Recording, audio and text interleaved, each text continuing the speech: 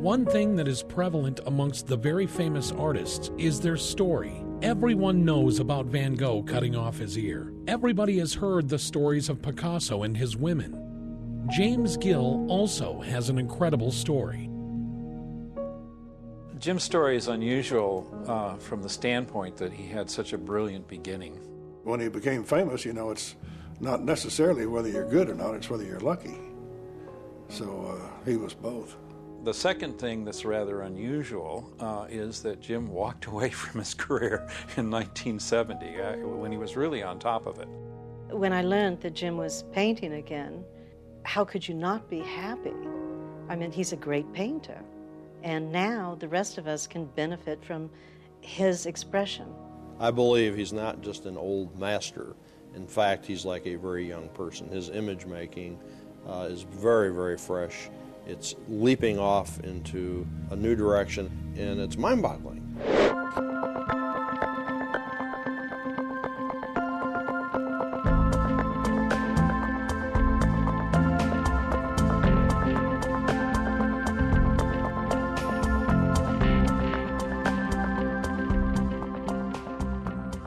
Anyone who questions whether truth is stranger than fiction need only consider the story of James Gill. Hello, I'm Forrest Sawyer. Those who knew him growing up here in San Angelo, Texas, never imagined that the soft-spoken boy they called Jimmy would, with just a few others, define contemporary art in the 1960s. There was no early indication that Gill possessed the kind of artistic talent that would later create original works featured in Life magazine, or on the cover of Time, or hanging in the Museum of Modern Art, the Whitney, and the Smithsonian. Gill's paintings and images were quickly embraced by the Hollywood in crowd, as was the artist himself. But life in the fast lane proved too fast. And with his star still rising, Gill once again did the unimaginable. He vanished for more than 30 years. Long thought dead by those in the art world, the return of James Francis Gill has both startled and delighted critics and collectors alike. Even Gill occasionally finds himself marveling at the strange sequence of events that has delivered him to this time and place. Looking back on San Angelo, back when you were growing up, cowboy town, I would think it'd be hard to try to be an artist. It was. I kept it hidden that I was an artist. Didn't tell people, because if I did tell them that I was really interested in art, they would call me an artiste, which was, I hated that worse than anything. But also, I wasn't really interested in being an artist. I just enjoyed painting and drawing, Didn't want to be an artist, I wanted to be a cowboy.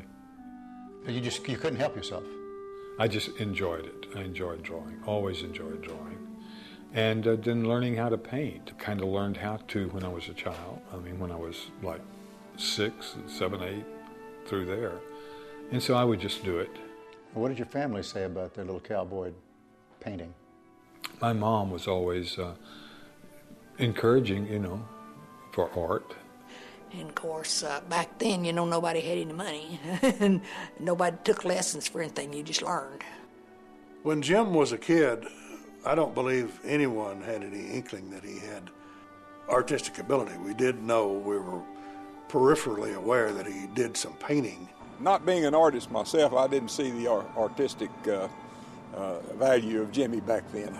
Heck, I had done some painting when I was a little kid, and my mother was an artist, and she furnished me the materials, and I tried my hand at it, but I was no more impressed with his stuff than with my own.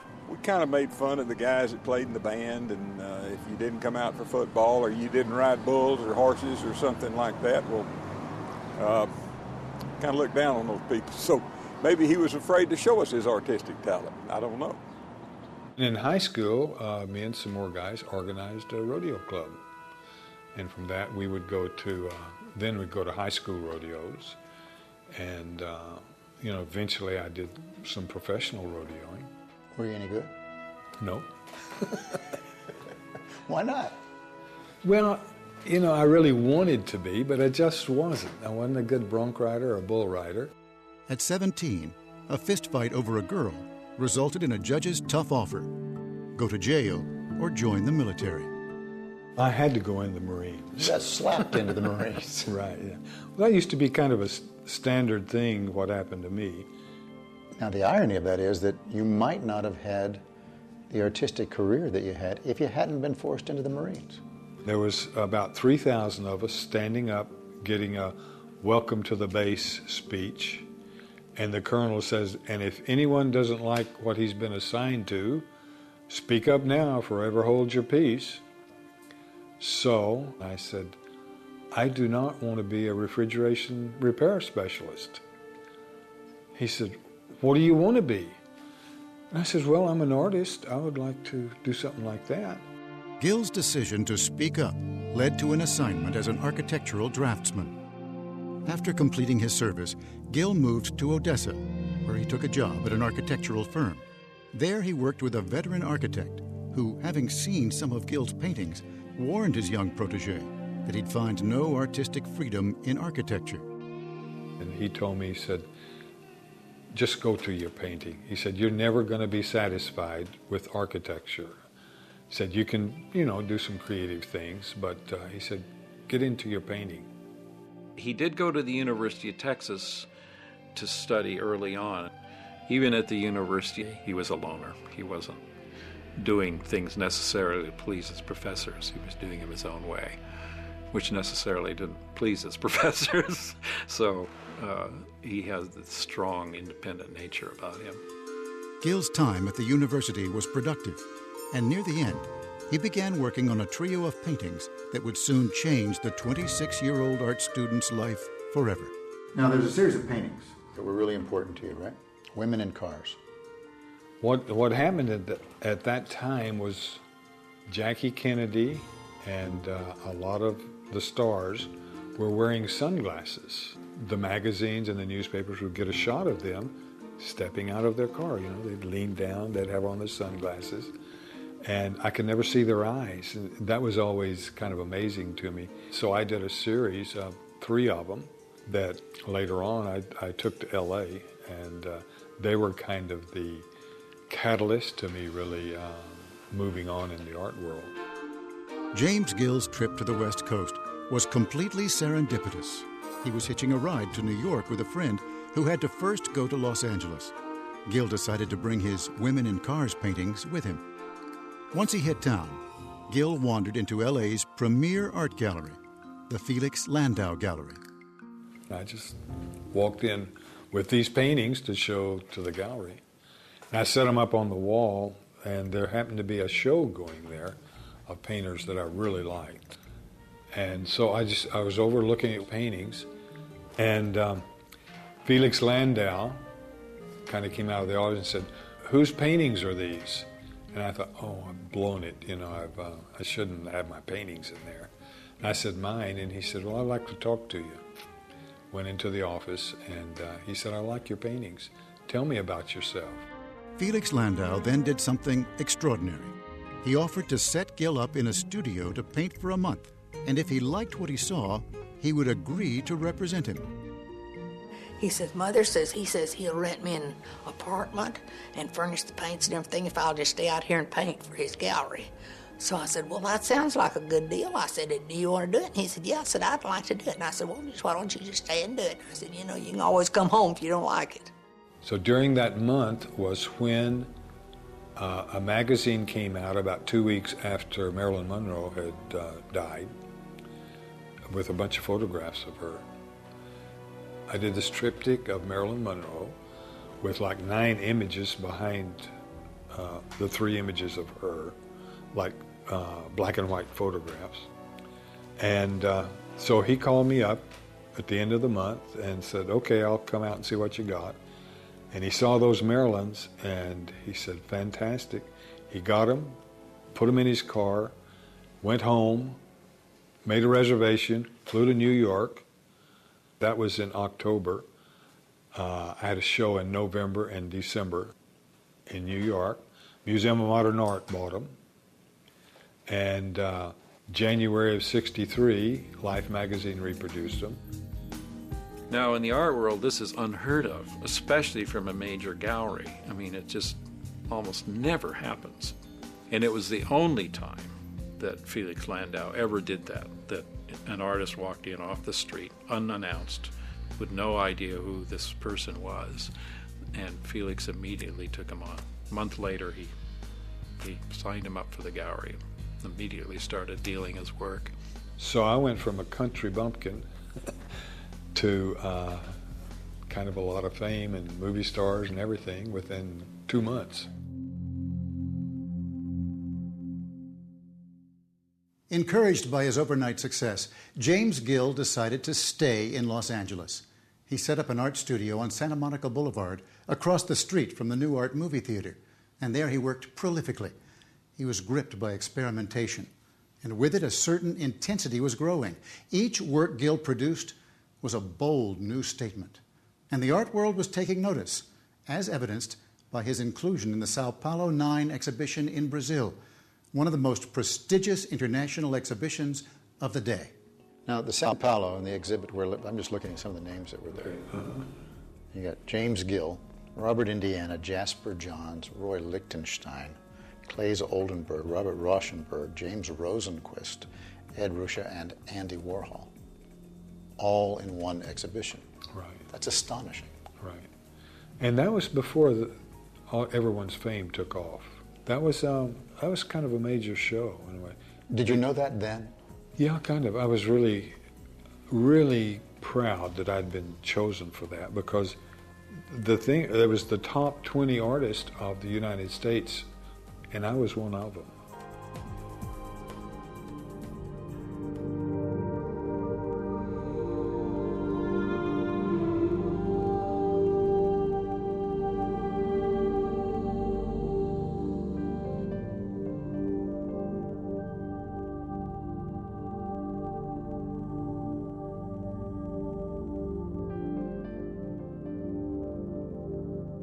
One of the first things that just jumps out at me are the Marilyn images.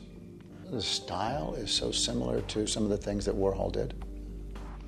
It appears that you're working parallel tracks, but did yours precede Warhol? Well, probably about the same time, because I was having a show. My show of Marilyn was in November and December in New York.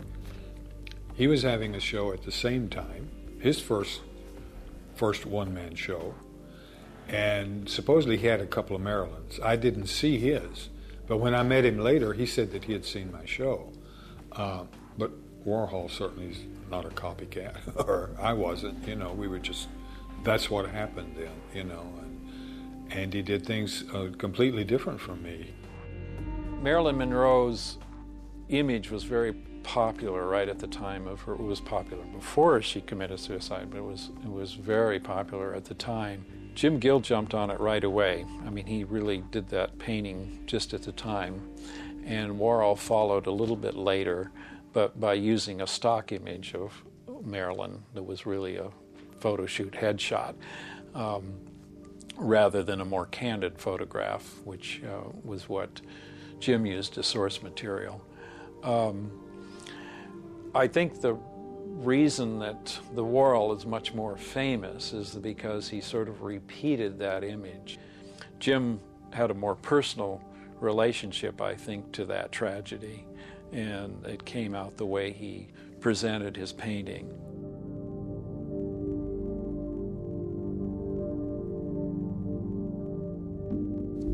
Does it trouble you that he becomes identified with Marilyn when that was so important to your career? Well, Andy kind of left everyone in the dust.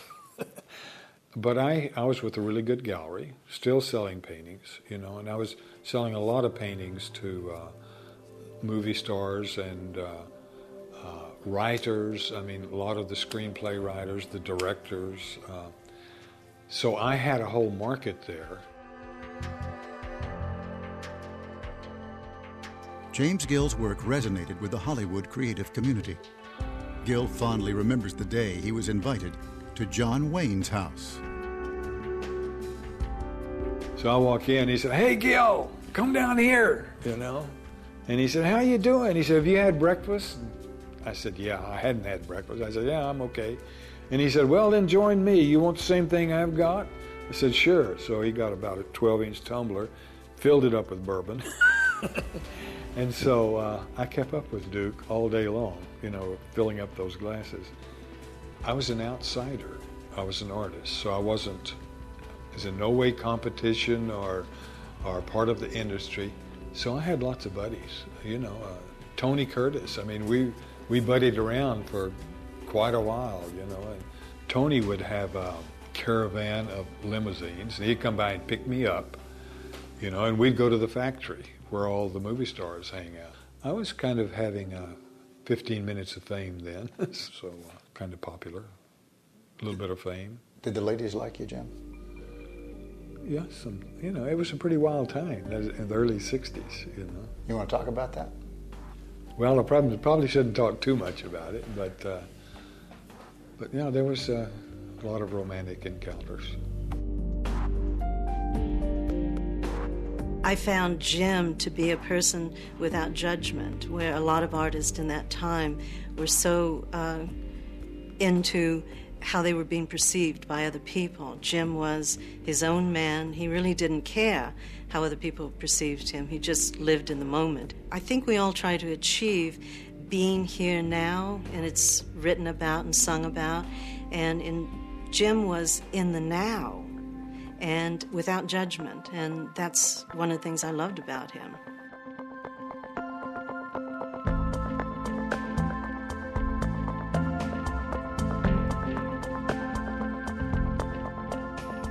I think he has a true love of women and of beauty. Not unusual, but what he's done with it in terms of his own art, the early paintings of the nudes, the women on the couches, is a certain acknowledgement of beauty, of female beauty, and he's very attracted to that. So the paintings are sexy. They're even bordering on erotic in a way that's very honoring of women's beauty. The other subject that was very big for you has continued to be is women, right? Well, what? I mean, a beautiful woman. There's just nothing like it. You know, I mean, lips. I love lips, you know. Hair, I mean, the whole image. You know, I've been fortunate. I've had a number of beautiful wives. I have the most beautiful wife right now. I have a delightful... A number of beautiful wives? Yeah. How many? Well, I've been married 6 times. You know. You decided to keep at it till you got it right? Keep at it till I got it right. Finally got it right. When I saw his art, before I ever met him face to face, I knew this was somebody that I wanted to get to know. His art was just so amazing. He's truly a gentleman in the truest sense of the word. He's a gentle man.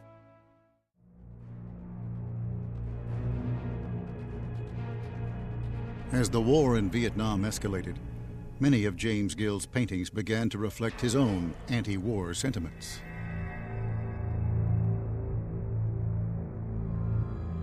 Jim Gill certainly captured that period of time through the paintings of the generals and the political people. I mean, this wasn't the typical subject that artists were drawn to. I mean, they were drawn to other things, and he was one of the few that were really rendering these images and painting. There were many photographers, of course, and filmmakers that were dealing with this, but to take it on as a subject for painting was rather unique. I did a painting called The Machines, and it had a kind of a Lyndon Johnson type figure with a bunch of microphones. All of the lines from the microphones, they kind of went down to these images, these Vietnamese war images of people burning up, getting shot, dying. And the idea behind it was that the newspapers and the television was keeping the war going. This painting was bought by Otis Chandler, and it hung in his conference room for years. I don't know whether he ever got the point of the painting or not, but I thought how ironic that this painting of the Machines hung behind Otis Chandler, the publisher of the LA Times. Interest in Gill's paintings dealing with cultural figures and political issues began to widen. And so he was quickly sought after by other museums, curators in the country, from the Chicago Art Institute, from the Whitney Museum. Other places were starting to pay attention, and when their acquisition budgets could afford to do so, they would contact Felix Landau. We want a Jim Gill in our collection. And once you're knighted by the experts as being a key player in this world of contemporary art, the other museums follow suit. And that happened to Jim. War and politics, they both weighed heavily on James Gill and continued to influence his work. I was becoming very upset with the idea that we're all political prisoners. In other words, you are a prisoner to whatever political system you're born into. Now, even though we have a very easy one, we were born into this political system, and we are kind of prisoners to this one. Like the people born in Mexico are prisoners to their political system. In China, in Africa. And that ain't fair. Well, life's not fair, But this idea of political prisoner, and I did a whole series of paintings. I didn't have an answer for that, really. We're political prisoners, and just a statement, In the fall of 1968, Gill was commissioned to paint a portrait of Russian novelist Alexander Solzhenitsyn for the cover of Time magazine. I spent about 48 hours straight, got it painted. So they sent a courier to pick up the painting, got a call, and they said, "We love it. You have to fly to New York." And I said, "I don't fly." They said, "Well, you got to." I said, "No, I don't have to, because I don't." They said, "Well, we probably won't use your painting if you don't come." I said, "Well, that's life, but I'm not going to fly to New York." And then they called me Monday morning and said, "Well, go to the newsstand in the morning. Your painting is on the cover of Time." Time magazine was Time magazine back then. Right. It was a big deal. Yeah, it really was. I mean, that was a really special thing. By the end of the 1960s, James Gill had achieved a level of success he'd never imagined for himself. But after nearly a decade in Los Angeles, the laid-back Texan felt out of balance. Too many wild parties with too much booze and too many drugs. Gill felt that both his art and his soul were suffering for it. So in 1970, at the height of his career, Gill decided to leave the city that had catapulted him to national and international acclaim. I think the fast lane at a certain point did him in. So I think psychologically he needed to move away from it. He just literally dropped out of the art world. Had a garage sale, sold his paintings, which infuriated, of course, Felix Landau, who had been supporting him all these years. I mean, Jim just hit a wall and said, "That's it, I'm out of here." I came to the conclusion about something. All of these people that I was meeting that were rich and famous were not happy, And the artist, you look at how many artists were happy. Van Gogh, very few happy artists. I thought, well, what I want to do is to be happy. It's not the fame that makes you happy. It's not the money that makes you happy. It's just being in tune with your life, whatever you're doing. And where did you go? I went to Whale Gulch. Excuse me? A place called Whale Gulch. There is no such place named Whale. There is a place, Whale Gulch. And I moved there and, bought a few acres and put in roads, cut down some trees, milled lumber, built a house. Why did you choose Whale Gulch? It was just a place that was in the middle of nowhere. Get lost in the country. To cook your biscuits on a wood stove. Were you painting? No. I probably could have. I thought that I could take my reputation with me, and keep selling paintings, but it didn't happen. The art world is unforgiving in the way that it just once the artist gets out of the mainstream, they're considered, out. As a result, he was short of funds fairly soon and had to take a series of different kinds of jobs, and some of them sounded kind of amazing to me. In fact, he worked for a period of time as a dishwasher, he tells me, and bartender in a little restaurant. Just anything to make a living while he was trying to evolve into something that only he knew, and I'm not sure he was fully aware of it. To make ends meet, Gill eventually fell back on his drafting skills. For a decade and a half, the celebrated artist lived in tranquil obscurity, with no plans to return to the art world, until, ironically, the day he was inspired by his work in architecture.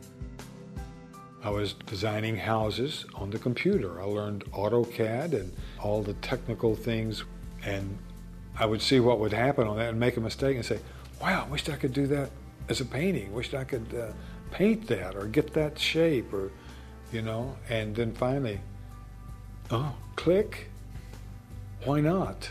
He sort of instantly realized that that's where the next thing's going to happen. So it was natural for him to sort of gravitate back to that world. He's a true artist that has come up with something that's compelling and unique, and we gravitate towards that with immediacy and want it now.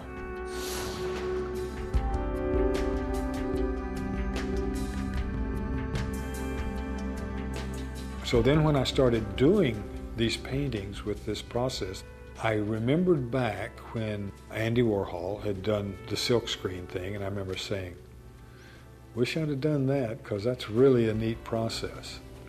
But then I got mine and I said, eat your heart out. I've got a process that is better than any of them.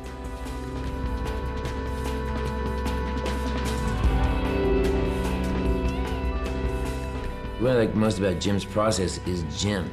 He's a unique person, a great artist, and the combination of the two is what makes him what he is. This is a development, a lifetime development. Let me tell you about an experiment I conducted back in 1963. I was using the Polaroid camera and taking pictures of models, and I would take those images and transfer them to canvas and to paper. But some people kind of said, well, anyone can do that. And so I thought, well, can anyone do this?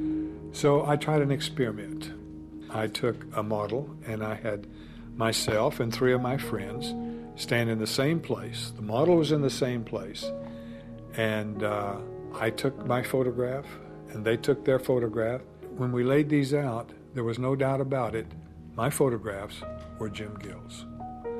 And so that really kind of gave me a freedom to do a lot of experimenting. And I say, okay, this is a Jim Gill, no matter where it goes. I love that he's given himself permission to do whatever the hell he wants to. It's not pop art, and he knows probably very well that the pop art movement doesn't exist anymore. It's over. So what he's doing today is he's free. It's not pop, it's not abstract, it's not figurative, it's whatever it is, but it's got his touch. What I love most is the speed at which I can do something. I think back about de Kooning spending 4 years to do a painting. Well, I'm just a different type of person, you know. I like to spend one day doing a painting or doing a painting within 2 or 3 days, and then it's over because I'm already gone on another painting. I had a lot of catch-up to do. I had 20 years catch-up. He's rather prolific, and he can create, a painting a day or whatever. When people say, how is it worth $1 million when it only took you 1 day to create it? So no, it didn't. His answer is 70 years.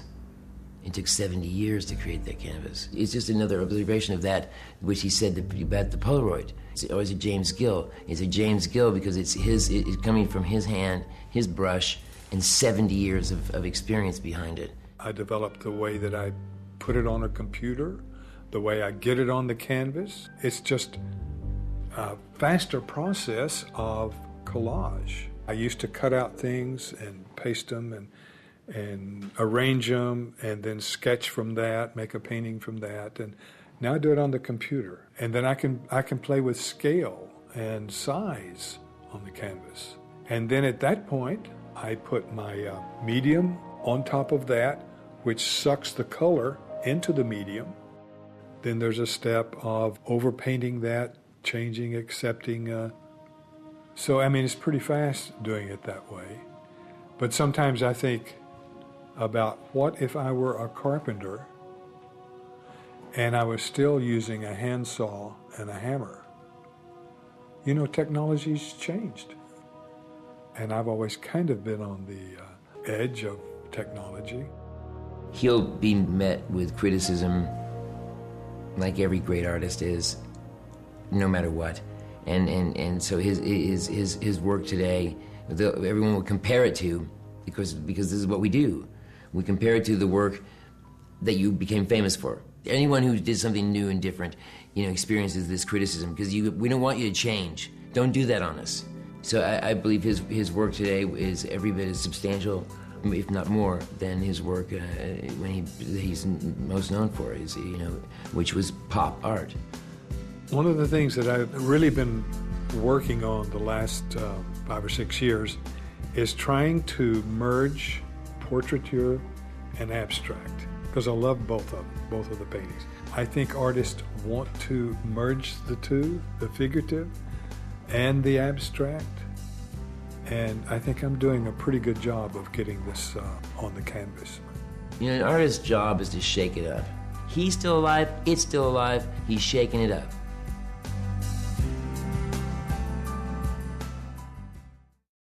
In the 44 years that James Gill had been away from San Angelo, the small town had grown up. It now boasts an award-winning art museum. When it was decided that the museum should present a retrospective of the art created by San Angelo's most famous native son, organizers were surprised to learn that Gill was still alive, and even more surprised to find out he had an entire collection of new work. I was thrilled with the show on many levels. Number one, I'm still a person who loves art. And when we were done installing the show, and we did do a number of things I think that were unique in the way we presented it, I was thrilled. I mean, I really enjoyed looking at his work. The retrospective was magnificent. Just being able to see so many stages of his work, and he's gone through so many phases, and to see it all in one place, it was amazing. Community reaction was incredible. We kept it up for an extraordinarily long time. I think it was well over 3 months. That's unusual. It was the only thing we showed, the entire museum, and that's where we normally had 3 or 4 exhibitions going simultaneously. His stuff plays very, very well. I mean, it's just amazing, how people love the imagery. James Gill had no way of knowing that his hometown retrospective would attract international attention. What happened was a group of German businessmen recognized the fact that of all the pop artists of the 1960s who had achieved great success, the only one whose work was available for less than millions of dollars was, of course, James Gill. They saw a great opportunity, and they had intended to bring the work overseas, reintroduce it and James to the European art market, and cash in. They wanted to buy everything I did. All of the paintings in the show were finally bundled up, crated, sent back to Germany, and about the time they got there, a big surprise. This company, the CEO of that company, they were all arrested. And we still don't, it's been a year, and we don't know what the charges are. But one of the things about it is all of my paintings were confiscated, and they think it belongs to them, and they were sent there on consignment. So eventually I expect to get them back. How many paintings? 334 paintings. That's a bunch of paintings. Yeah, well, it's about 15 years' work. Yeah. Those paintings belong to James Gill, so we are going to do everything in our power to help him retrieve his artwork. And if we succeed, we're going to see to it that those paintings are put on exhibit here in the United States, where everybody can enjoy them. Shortly after his retrospective at the museum closed, James Gill decided to leave California and move back to San Angelo. Well, Jim Gill belongs in San Angelo. He's a San Angelo boy. Since he's gotten back here, he's adopted the sort of Western wear that we all wore in high school. You know, that photo of you with the rodeo club in high school, you and Jimmy Kruger and all those guys, you're dressed exactly like you are right now. Jim just fit right in with that, and that's what he wears now. That's his persona. We're glad to have him. He's our He's our hero, our VIP, so to speak. Gill has now taken up residence in one of San Angelo's long-time landmarks.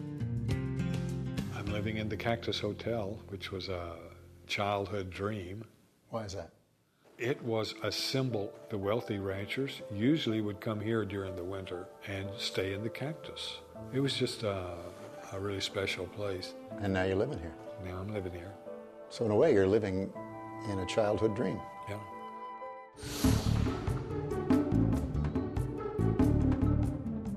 I'm very pleased with the new work, and it hasn't been seen much yet, but I think it definitely will be.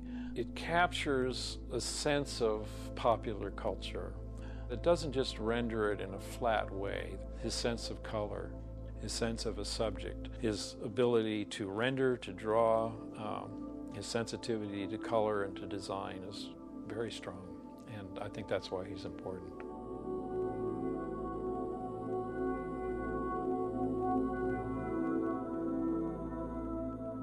The thing I appreciate the most, admire the most about Jim Gill's new work is the complexity of it. Whereas with his simpleness, the simplicity of the pop art and the complexity of his new work, you know, is compelling because you want to study it, you want to look at it over and over again.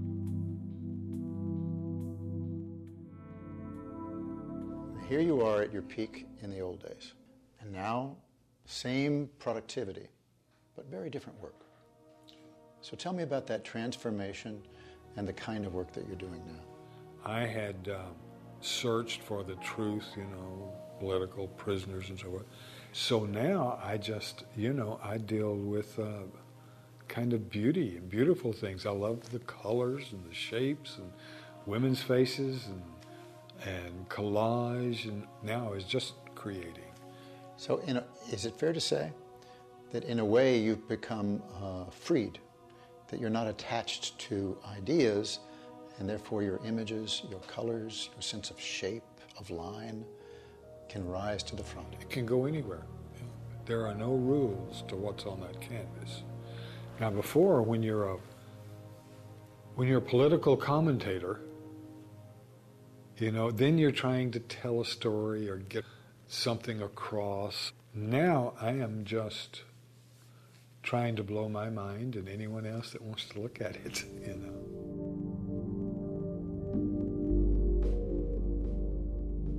The fact that an artist can reinvent himself is very important.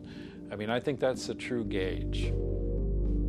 An extreme example of that would, of course, be Pablo Picasso, who went through many different styles. And Jim has that same ability. It is that ability to take a subject and put an emotional and stylistic stamp upon that image. And Jim Gill's been able to do that several different ways.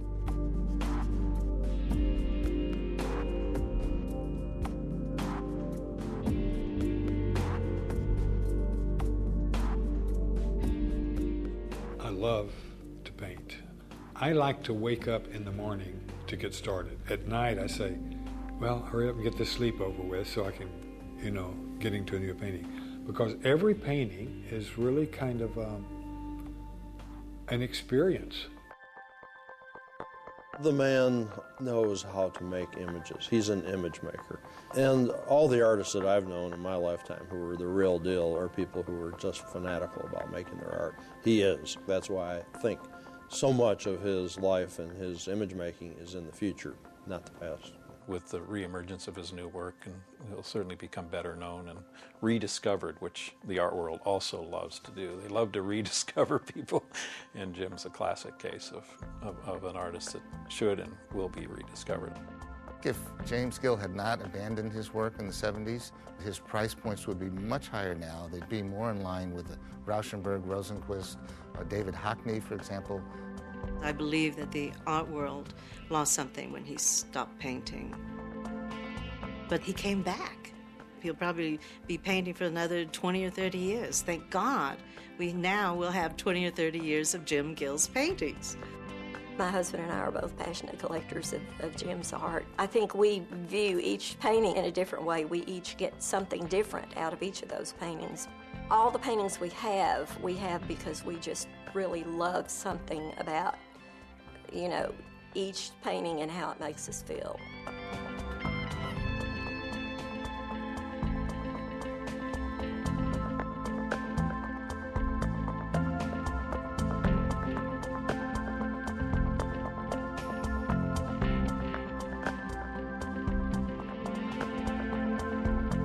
While others predict big things for James Gill, he says he's just happy to be back in San Angelo, doing what he loves.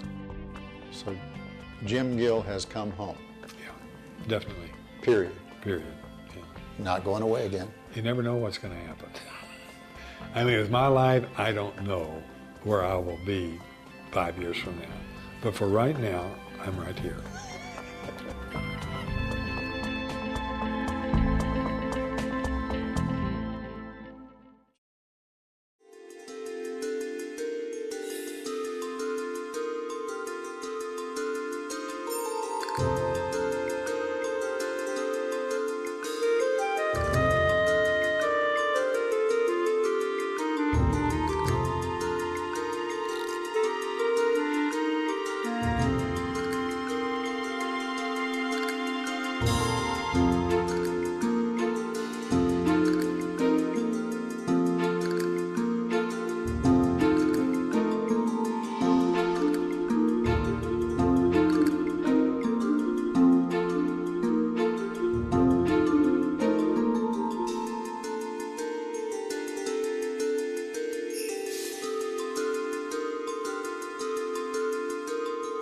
Thank you.